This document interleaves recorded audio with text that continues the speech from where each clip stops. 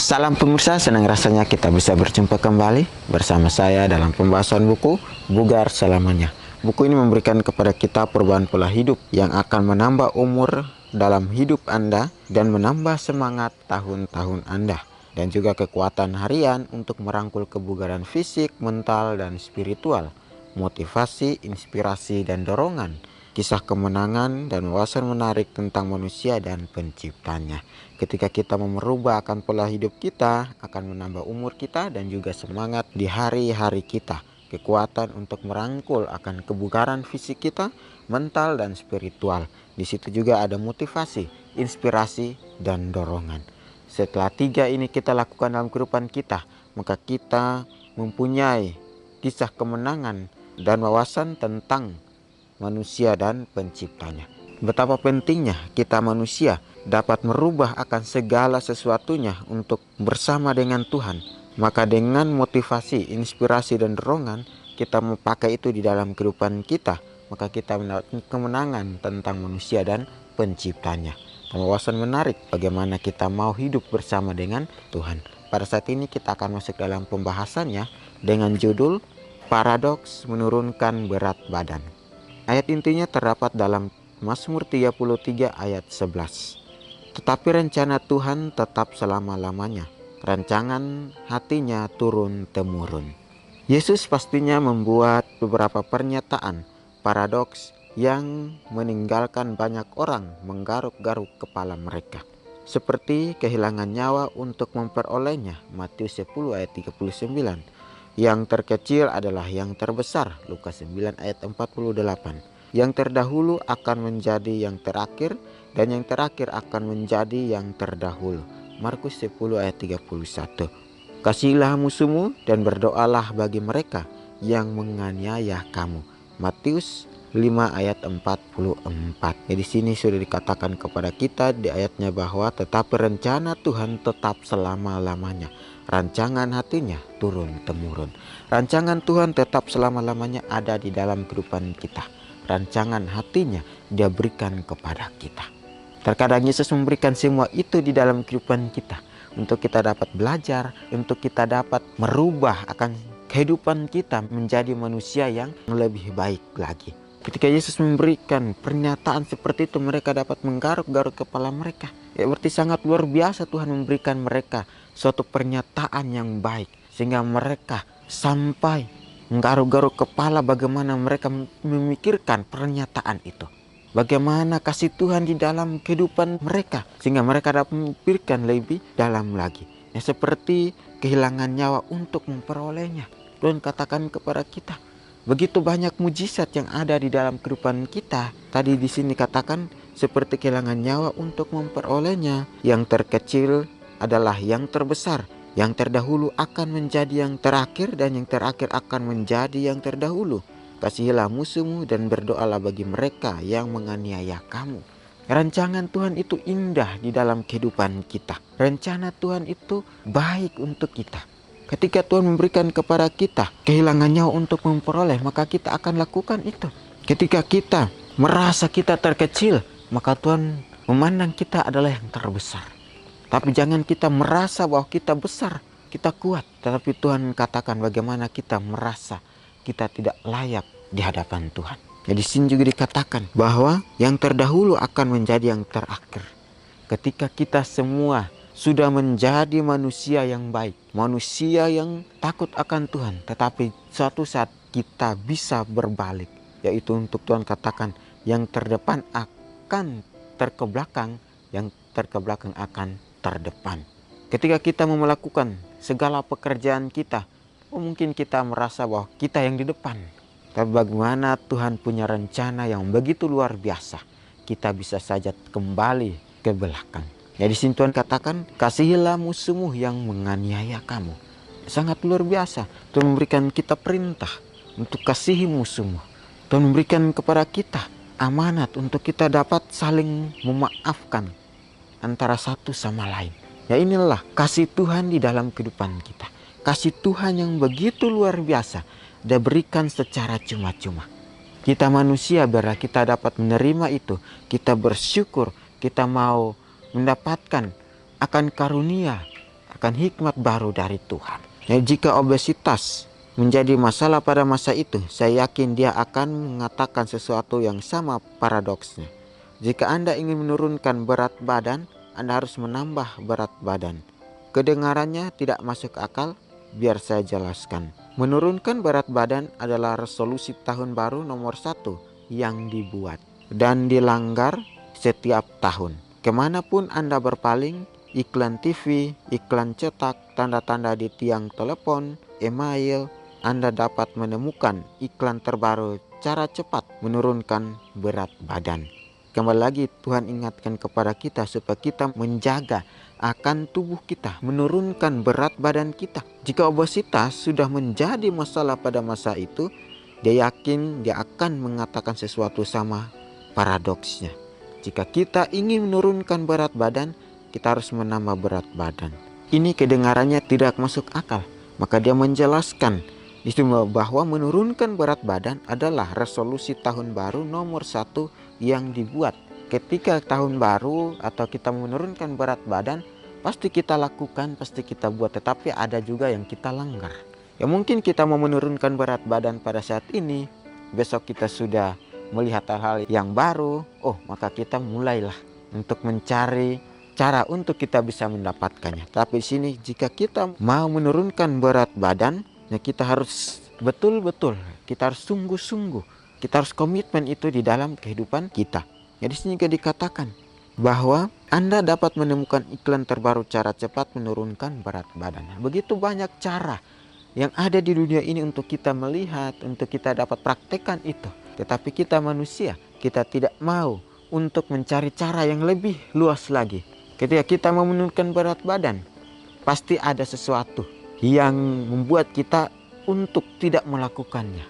Tapi bagaimana kita mau lakukan itu secara terus-menerus dengan komitmen untuk menurunkan berat badan ini, maka Tuhan akan menyanggupkan itu.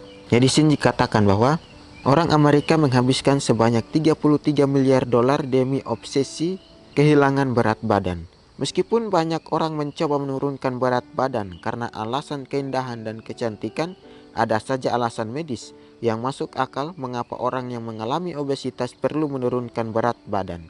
Banyak penyakit kronis seperti diabetes tipe 2, hipertensi, penyakit jantung, dan bahkan kanker pun berhubungan dengan obesitas.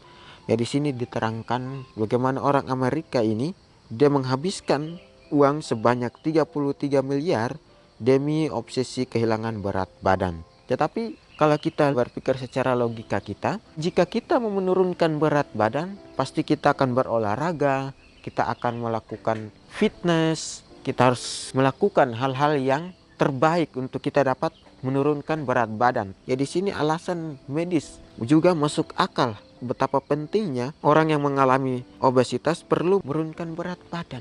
Ya sangat luar biasa. Mungkin orang lain mengatakan saya menurunkan berat badan saya untuk cantik, untuk hal-hal yang lain, untuk yang bisa dipandang orang. Tapi bagaimana kita mau melakukan itu karena ada sesuatu yang mau kita rubah di dalam kehidupan kita. Misalnya obesitas ini.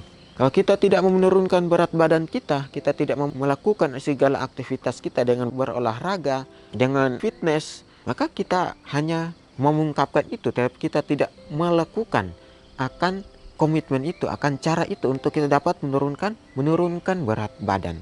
Tapi di sini bagaimana dikatakan kepada kita bahwa banyak penyakit kronis seperti diabetes, tipe 2, hipertensi, penyakit jantung, dan bahkan kanker pun berhubungan dengan obesitas.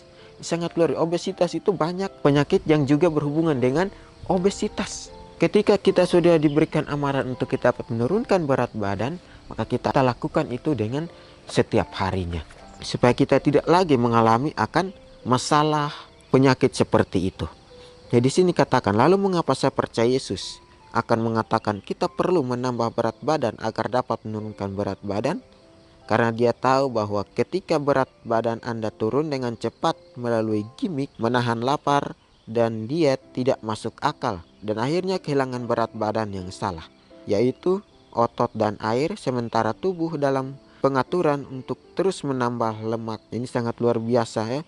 Dikatakan bahwa karena dia tahu bahwa ketika berat badan Anda turun dengan cepat melalui gimmick, menahan lapar, dan dia tidak masuk akal, Anda akhirnya kehilangan berat badan yang salah, yaitu otot dan air. Sementara tubuh dalam pengaturan untuk terus menambah lemak.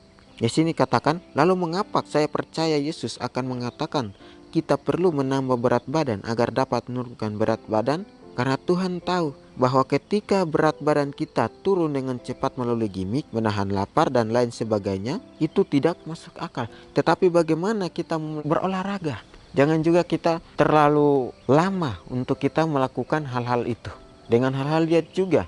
Dengan diet hal apa untuk kita melakukan itu? Tapi sini Tuhan katakan, kalau kita menurunkan berat badan kita melalui gimik, kita akan kehilangan otot dan air. Sedangkan tubuh dalam pengaturan untuk terus menambah lemak. Ini sangat luar biasa. Bagaimana kita mau lakukan itu terus. Sama seperti firman Tuhan pada saat ini. Untuk kita terus tetap memiliki rencana atau peraturan dari Tuhan itu. Supaya kita tetap memiliki akan janji Tuhan di dalam kehidupan kita. Rencana Tuhan tetap untuk selama-lamanya. Dia memberikan kepada kita rencana. Misalnya kita mau melakukan satu perubahan dalam kehidupan kita dengan menurunkan berat badan, rencana Tuhan akan memberikan kepada kita. Dan juga rancangan hatinya dia akan memberikan kepada kita supaya kita dapat melakukannya dengan baik. Di sini katakan bahwa sebaliknya, berfokus pada menjaga dan bahkan menambah massa otot akan membantu Anda memilih pola penurunan berat badan yang sehat. Ketika kita menjaga dan menambah massa otot akan membantu kita memilih pola penurunan badan yang sehat. Ketika kita menjaga otot kita untuk menjadi kuat, maka kita akan menjadi orang yang mau menurunkan badan secara sehat. Tapi ada juga yang menurunkan badan secara tidak sehat dengan cara mulailah mengambil akan sebuah obat-obatan untuk mereka pakai. Tetapi bagaimana rencana Tuhan? Memang perlu juga kita membutuhkan resep dari dokter. Dan bagaimana rencana Tuhan itu selalu baik di dalam kehidupan kita. Di sini juga dikatakan kepada kita bahwa pilihannya dapat dievaluasi dengan menanyakan pertanyaan, apakah ini akan membuat saya menambah otot dan mengangkat lemak atau sebaliknya? Ya, inilah pertanyaan kita di dalam kehidupan kita. Untuk kita terus mau melatih diri kita, melatih kehidupan kita untuk terus melakukan akan hal-hal kecil, yaitu mulai dari olahraga. Bagaimana kita mau menjaga akan kestabilan tubuh kita, ya maka kita harus olahraga.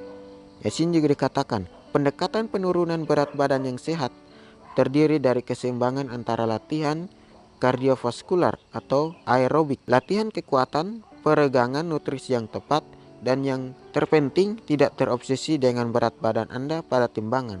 Pantau kemajuan Anda dengan peningkatan presentasi lemak tubuh atau dengan memperhatikan pakaian Anda apakah pas atau tidak.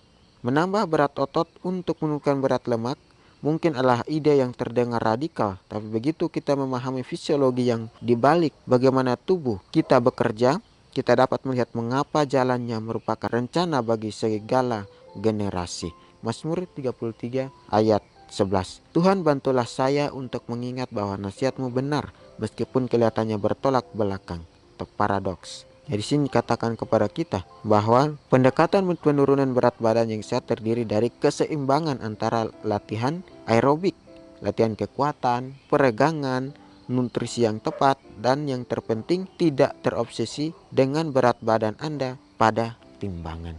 Sangat luar biasa bagaimana Tuhan memberikan kita semua ini supaya kita melatih untuk kita latihan setiap harinya. Di sini juga dikatakan bahwa menambah berat otot akan untuk menurunkan berat lemak mungkin adalah ide yang terdengar radikal, tapi begitu kita memahami fisiologi di balik bagaimana tubuh kita bekerja, kita dapat melihat mengapa jalannya merupakan rencana bagi segala generasi. Inilah rencana Tuhan yang ada di dalam kehidupan kita. Dan di sini juga dikatakan bahwa Tuhan, bantulah saya untuk mengingat bahwa nasihat-Mu benar meskipun kelihatannya bertolak belakang.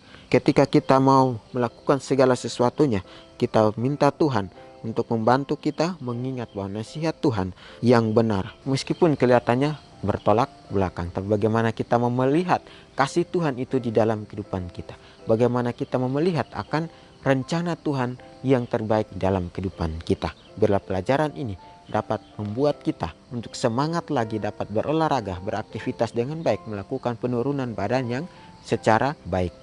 Biar ini dapat menjadi perenungan kita akan berjumpa lagi di kesempatan berikutnya dan Tuhan memberkati.